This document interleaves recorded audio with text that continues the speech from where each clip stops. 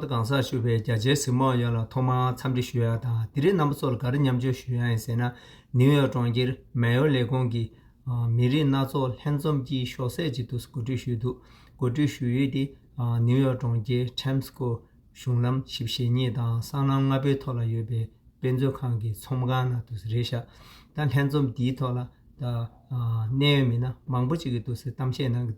당나신 출루 이나레다 기린 라메토네 담시나기도 땅에 디게 처징이지도 냠버기람네 자제스모나 지자람도 생비슈야이 투제식 나로나 투제체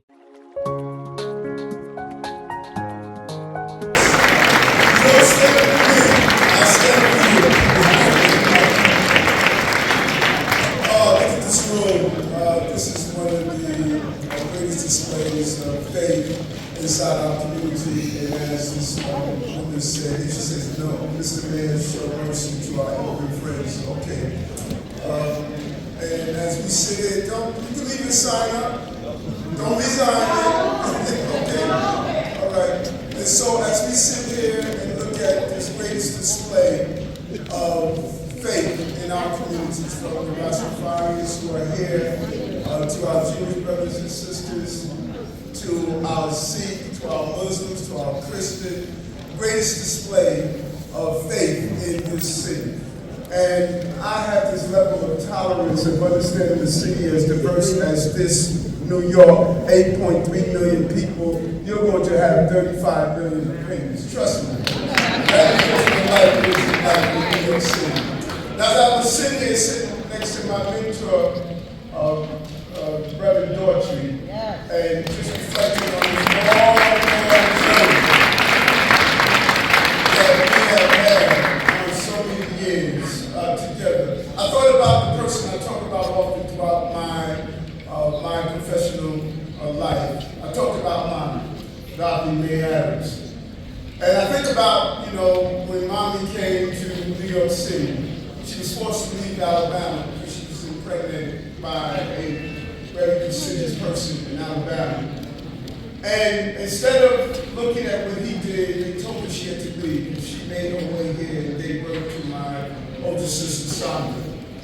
And Mommy was unlucky in love.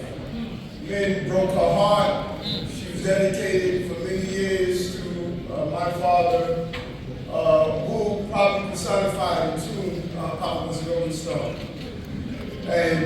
But she was committed, she was dedicated.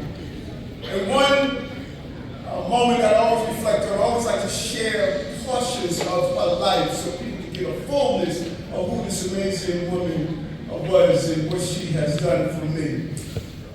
We had a little place in Brownsville and in Brooklyn, 4-story tenement, rat-infested tenement. When you walk upstairs, and on Fridays we used to play spades. And we'd sit around and play spades all day. And in the evening time with the other tenants in the building. And Mommy said, my babies are not going to grow up here. They're not going to grow up in this environment. I'm going to move them to Queens and have a home. And the room was silent. And then they all burst out and laughed. They said, Doctor, you'll never move to Queens. This is it. Back then, thinking about moving to Queens was like saying you was going to live on Mars somewhere. They said, this is it. This is your life. And I remember Mommy used to wear this long dress. And I leaned on it and I started crying. And she dried my eyes with the hem of her dress. She said, don't worry, baby. We're going to move to Queens. And we're going to buy a house with a backyard. I mean, this was so foreign. A backyard? What are you talking about? And years later, Mommy ironed clothing for people. Mommy would do housework, clean offices. And it was my job. Back then, we didn't have the electric iron. You put the iron on the stove. It was my job to lick my finger and touch the iron to make sure it was not too hot. Because if Mommy would have scorched one shirt, that would have been an entire month of broken. But she was dedicated, committed. It must be hundreds and hundreds of shirts later. She saved up enough money to do a down payment for a house in Queens.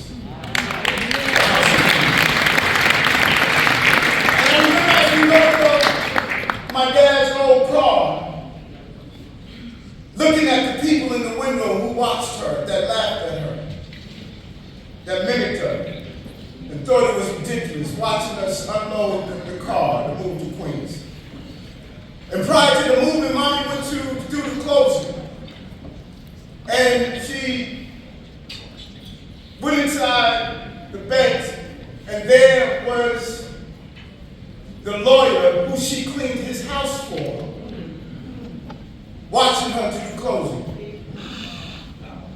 Mommy signed the paper, so she said, "What are you doing here, Dorothy?" In a very humble voice, she said, "This is my house."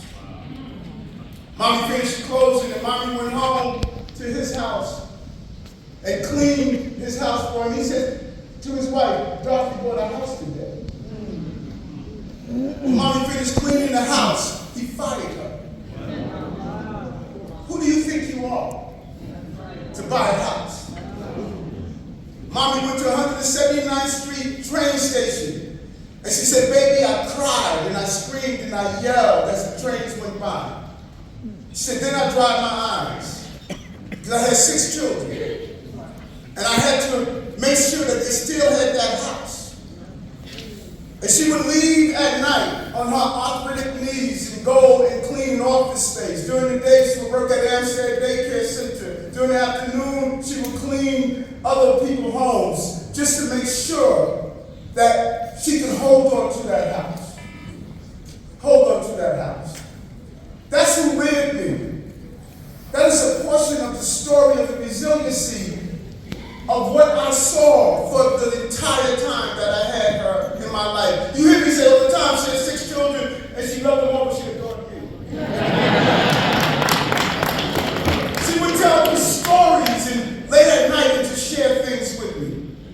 And so I was blown away with all that I've gone through with this journey of this life that I am so blessed to have. Who started the stupid rumor that I was stepping down on Friday?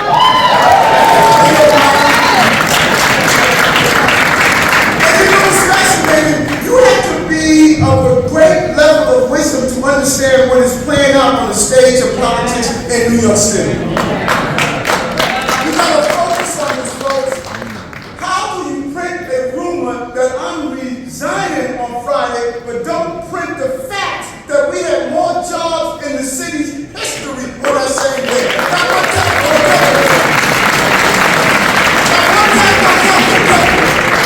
let me give you something else that's really fascinating, that is very, very painful. It has to hurt for you, Deputy Mayor Williams Isom. What you did for 220,000 migrants and asylum seekers in this city, to hear people say we are anti-immigrant. Are you out of your mind? Are you out of your mind?